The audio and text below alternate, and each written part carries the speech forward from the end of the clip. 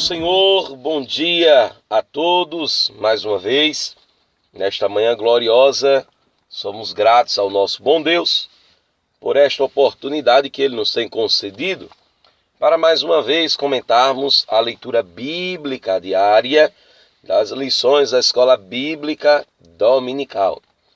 Meus amados, nesta semana estamos estudando a lição de número 10.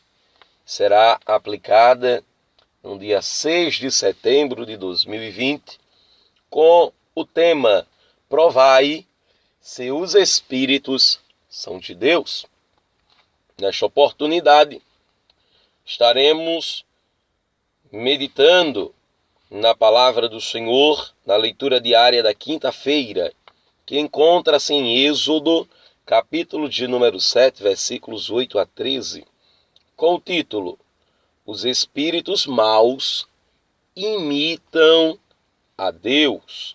Acompanhe conosco, estaremos utilizando a versão bíblica revista e corrigida. Diz assim: E o Senhor falou a Moisés e a Arão, dizendo: Quando Faraó vos falar, dizendo, fazei por vós algum milagre, dirás a Arão, toma a tua vara e lança-a diante de Faraó, e se tornará em serpente. Então Moisés e Arão entraram a Faraó e fizeram assim como o Senhor ordenara, e lançou Arão a sua vara diante de Faraó e diante dos seus servos, e tornou-se em serpente.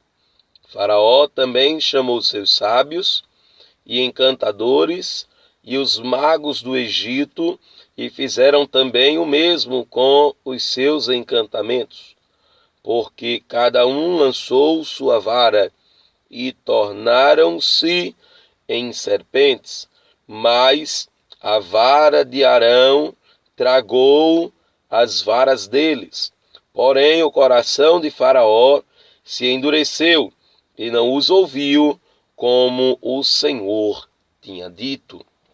Meus amados, nesta oportunidade, desejamos trazer um singelo comentário dentro desses versículos na palavra do Senhor, aqui no livro do Êxodo, em complemento com a lição que estamos estudando esta semana.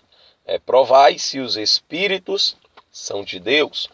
Nós podemos observar, amados, que há uma real necessidade do discernimento, do discernimento dos Espíritos, para ver se realmente é de Deus ou não, até porque nós temos um contexto espiritual muito interessante com relação aos Espíritos de Deus, e os espíritos das trevas, assim podemos falar, onde o inimigo das nossas almas, ele se transfigura, como diz o apóstolo Paulo, até em anjo de luz para enganar os escolhidos.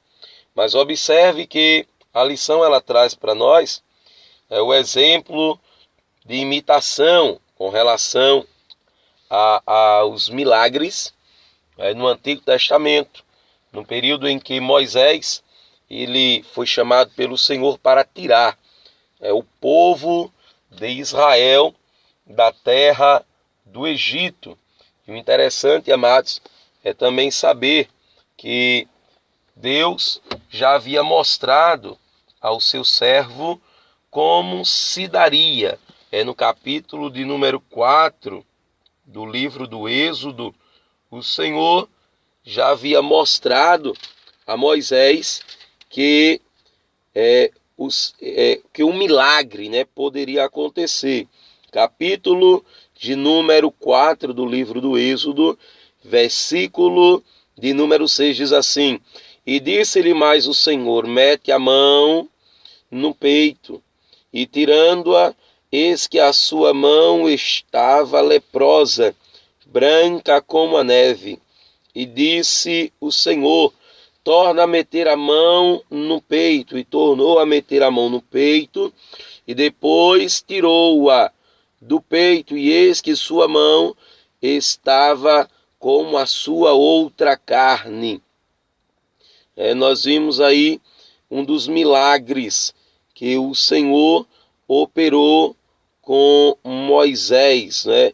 E depois, capítulo de número 4, versículo 4, nós vemos Deus, ele dizendo, versículo 3 para ser mais exato, e o Senhor perguntou a Moisés o que é que tem nas mãos. Ele disse, uma vara. E ele disse, lança na terra. E ele a lançou na terra, e tornou-se uma cobra, e Moisés fugia dela. Então disse o Senhor a Moisés, estende a mão, pega-lhe pela cauda. E estendendo a mão, pegou-lhe pela cauda, e tornou-se em vara na sua mão. Então, Deus já havia chamado Moisés e havia feito com Moisés 2 sinais, 2 milagres. Proveniente de Deus é milagre. Então, o primeiro foi que Moisés, aqui citado por nós, ele colocava a mão no peito. Quando ele tirou, a mão estava branca de lepra. Quando ele colocou a mão no peito de novo, que tirou, a sua mão estava saudável. O Senhor também fez com que ele transformasse, a vara em serpente ou em cobra. Então diz o texto que agora o Senhor Deus traz Moisés e Arão diante de Faraó. E nesta oportunidade, Deus, ele desafia a Faraó, ele traz um desafio. Quando pede para Arão, não foi agora Moisés, foi Arão. Moisés, manda Arão jogar a vara dele, o cajado dele, tá certo? Diante de Faraó. Quando Arão joga, o cajado torna-se em serpente. Alguns estudiosos afirmam que a serpente era uma naja, de acordo com a cultura egípcia, era venerado ali também pelos egípcios essa serpente. Mas observe que Deus foi quem operou o milagre. No livro, o apóstolo Paulo, no Novo Testamento, ele dá nome aos magos Janes e Jambres, chamados por Faraó. Cada um lançou praticamente a sua vara, é o que o texto deixa entender, tá certo? E tornaram-se também em serpentes. Veja o que o comentarista Donald Stamps, na Bíblia de Estudo Pentecostal, ele trata para uma melhor compreensão. Ele diz assim, olha, as varas dos magos também se transformaram em serpentes por atuação demoníaca. O Egito estava repleto de magia, ocultismo, espiritismo e feitiçaria. Nisso consistia a religião egípcia. Porém, o Deus de Israel, ao fazer com que a vara de Arão tragasse as varas deles, demonstrou que o seu poder era maior do que o poder dos deuses do Egito. Observe, amados, que o inimigo das nossas almas, ele é astuto. Ele tenta tirar a verdade dos milagres divinos, fazendo o comum, com a ideia de que o teu Deus fez com que a vara se transformasse em serpente. Peraí, eu tenho 2 magos que fazem a mesma coisa. Aí Paulo deu o nome, Janes e Jambres, chama os 2 aí. Aí lançaram as varas, viraram também serpente. Aí isso a gente também pode fazer a mesma coisa. Olha aí, ó. O que o teu Deus faz, o meu Deus também faz. Mas só que Deus permitiu que a serpente da vara de Arão, ela tragasse as outras 2, demonstrando poder, autoridade. Deus é Deus. Deus não dá a sua glória a ninguém. Porém, precisamos compreender que o inimigo, ele é astuto e ele imita, as coisas de Deus. Entendeu? Então observe que ainda há alguns estudiosos que afirmam a seguinte expressão bíblica. São 3 dos milagres que foram realizados ali por Moisés. Foi transformar a água em sangue, foram a invasão das rãs e transformar a vara em serpente. Esses 3 milagres aí, diz o texto sagrado que eles foram imitados ou falsificados. É o termo mais exato, pois que fizeram provavelmente foi mais parecido com um truque de magia. No entanto, Satanás tem a capacidade de dar às pessoas o poder de realizar sinais prodígios de mentira. E talvez esse tivesse sido a fonte do poder daqueles magos. O apóstolo Paulo, ele sabe disso aí e entende que o inimigo, ele era astuto. Então, nós vimos o apóstolo dizendo que nós não temos que lutar contra a carne, nem sangue, mas sim contra principados e potestades. Então, observe que o inimigo, conforme Jesus ensinou na parábola do joio e do trigo, Mateus capítulo 13, versículos 24 a 30, Mateus 13, 36 a 43, Satanás é um falsificador que planta a imitação de cristãos neste mundo. Paulo chamou-os de falsos irmãos. 2 Coríntios capítulo 11, versículo 26. Satanás tem a imitação do evangelho. Gálatas capítulo 1, versículos 6 a 9. Uma falsa justiça.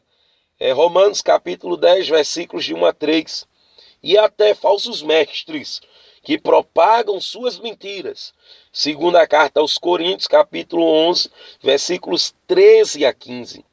Um dia, Satanás ele produzirá um falso Cristo, que enganará o mundo inteiro. Segunda carta aos Tessalonicenses, capítulo 2, versículos de 1 a 12. Então, os magos de Faraó transformaram varas em serpentes e água em sangue. Também fizeram aparecer rãs sobre a terra. Satanás contra-ataca as obras de Deus com imitações. Desse modo, faz pouco do poder e da glória de Deus. Tudo que Deus pode fazer, eu faço melhor. É claro que isso não é verdade, mas foi o suficiente para inflar o orgulho, o ego de Faraó, para impedi-lo de submeter-se à vontade de Deus. Então, meus amados irmãos, que possamos vigiar, compreender que Deus ele é o Todo-Poderoso, mas o inimigo também, ele é imitador, é falsificador, e precisamos ter o discernimento, precisamos provar se tudo que está acontecendo ao nosso lado está acontecendo de acordo com a vontade de Deus, ou se é a artimanha do inimigo das nossas almas. Jesus, ele nos deixa um aviso: olhai, orai e vigiai. Meus amados irmãos, que Deus nos abençoe nesta manhã, nos dê um dia de paz e tranquilidade e nos encha da sua graça para a glória do seu nome. Deus nos ajude em nome de Jesus. Amém.